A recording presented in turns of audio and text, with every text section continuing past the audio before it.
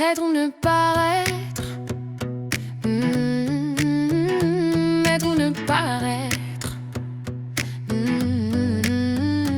Être ou ne paraître, telle est la question que se posent bien souvent les gens sans exception. Dois-je me conformer aux normes et aux standards, ou bien être moi-même sans m'encombrer d'apparences bizarres? Il est facile de se perdre dans les faux semblants, de jouer un rôle, de suivre la foule sans prendre de risques passionnants. Mais à quoi bon vivre ainsi dans une illusion de soi, sans jamais laisser libre cours à son cœur, à ses choix? Être ou ne paraître, je choisis d'être vrai. Même si le monde préfère les reflets parfaits, je garde mon âme, mes failles et mes combats, car c'est dans mes faiblesses que je trouve ma voie. Être ou ne paraître.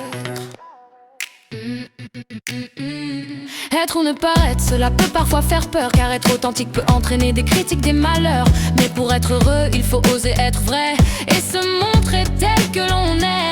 Ne pas avoir peur de ses faiblesses, de ses imperfections, et savoir les accepter sans chercher à faire illusion. Car être soi-même, c'est s'offrir la plus belle des libertés, celle de vivre en accord avec ses valeurs et ses réalités.